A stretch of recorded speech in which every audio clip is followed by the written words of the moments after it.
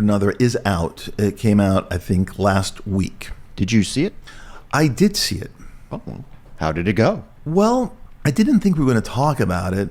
I think we did half of a podcast on Licorice Pizza about a month or so after it was released. And yeah, I mean, if there was ever a movie to kind of do a deep dive on in this moment, it would be One Battle After Another. I just didn't really like it. And it had something to do with any kind of ideological shit. I mean, I know there are a lot of people on the right who hate the movie. And I guess that's kind of fair because I think the very liberal entertainment press, I'm not painting them black or anything with that, it's just a fact, have severely overrated it. And it's kind of shocking to see these kind of accolades for, I'm sorry, just a not very good movie because of its political ideology. And it's so obviously what they're responding to, why it's considered a masterpiece, the greatest film of the decade, the greatest film ever made, because it really aligns with this kind of leftist sensibility. I have a feeling that after this week, whenever it drops off the box office charts, it is going to be seen as a kind of musty relic of the post-Kamala Harris era of, that thing that everyone gathers around and pretends is so fantastic and so great when it really isn't, just to make a point. And that's unfortunate, but that's where we are now. And you can just see it in between the lines of so many of the reviews. I remember reading Mandola Dargis's review in the New York Times, and the last paragraph is like, I don't know what to make of this movie. Is it this? Is it that? And then she said, regardless, this is an important American movie about where we are now. No, it is not. It has really not read the room. It has not read the room at all about what's going on in America. And it's slightly embarrassing. I'm a big Paul Thomas Anderson fan. I think there are three masterpieces, Boogie Nights, Magnolia, and his greatest film, There Will Be Blood, which might be the best movie of the 21st century. And I'm not saying that with any kind of hyperbole. He's a great director. And as a great director, he's made some movies that I have not responded to at all. The Master is one of those, and Punch Drunk Love. And he's made some mid-tier movies. Inherent Vice, after seeing it twice, I am convinced it is a mid-tier Paul Anderson movie. And I think that this is, One Battle After Another is lower mid-tier Paul Thomas Anderson. It really is shocking to go in and see this movie by a director you love and not really listening to all the left-wing stuff, the right-wing stuff about this movie, and just wanting to see it as a film and just being surprised by how naive it is and kind of how smug it is too. Paul Thomas Anderson has really never been explicitly political, though you could point to the anti-capitalist narrative of There Will Be Blood, but that's like a character study. This has a message about where we are in America, and it's just all over the place. I think part of the problem is he took the characters and some of the situations from Thomas Pynchon's Vineland, Thomas Pynchon's worst novel, by the way, and instead of setting it in Reagan's 80s, about a bunch of 60s radicals who are kind of trying to find their way, he's now pulled it into the contemporary world. So it's Antifa, basically it's Antifa. And I think to a degree that some of my friends on the right, my conservative friends, have misread the movie in a way as much as left-wing and liberal people have misread it. It's really interesting to see people divided over a movie that certainly has some very funny and pointed things to say about the left in terms of Leonardo DiCaprio's character. But overall, yeah, there's a liberal mustiness to this movie that already feels very dated by October 2025. Very dated. And it just doesn't read the room. It reads a tiny corner of the room, but it does not read what is going on in America. It thinks something else is going on.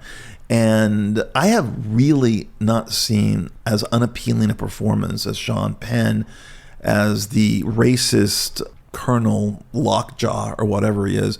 You really have to be a committed, nutty liberal to undermine this character and play it as baldly as Sean Penn does. I just couldn't believe that Anderson let him and that Sean Penn decided to go this route. If everything in the movie had been played realistically, let's say, the movie could have worked.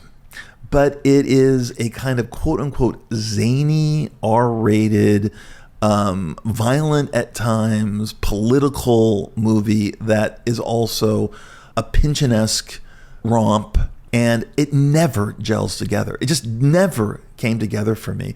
And I went in there not listening to anybody, big fan of PTAs, and I just sat there. I felt nothing for 2 hours and 45 minutes. Nothing. The only thing that I did like, there's a sequence in the middle of the movie where Leonardo DiCaprio, I'm not going to go into the plot, has got to find where his daughter is located. And so he calls the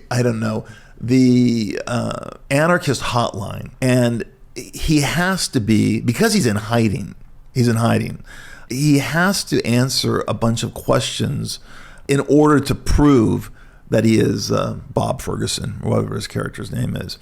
And he has been, since On the Lam for the last 16 years, he's forgotten the answers. There's a couple he knows, but there's one he doesn't know, which is, I think, what time is it?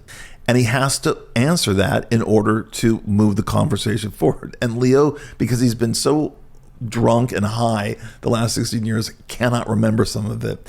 And it is genuinely hilarious. Leo is very, very funny in these scenes, and you get a glimpse of the great comic actor he can be, as he proved in The Wolf of Wall Street. And I laughed at that. But the whole thing about the white supremacist, the rich white supremacist, I can't even believe PTA wrote these scenes, let alone directed them so seriously, even though they are also satiric in tone. The whole movie is just so bewildering that I came out of it depressed and thinking, this is what our entertainment press is calling the greatest film ever made. Also, I read the reviews and I was promised a lot of stuff that I was looking forward to. Reviews were saying this is the best car chase in movies since The French Connection. There is no car chase. There are cars kind of following each other on a highway in the middle of the desert, and then they kind of pass each other, and then they kind of like follow each other, and it's not a car chase. And then the ending's just so dumb. I mean, I don't know. The whole thing was depressing. And what's even more depressing is the fact that so many people blindly love it. And because it's Paul Thomas Anderson, who is a critic's darling, it's too much for them. They just love it so much. And it's not a smart movie. He's talented. PTA is very talented, but I just don't know how smart he is about this. And I think, again, if this was played as a realistic action movie, it had more than a fighting chance. A lot of it's beautifully shot. There's no denying that. But I just found the movie completely bewildering and depressing.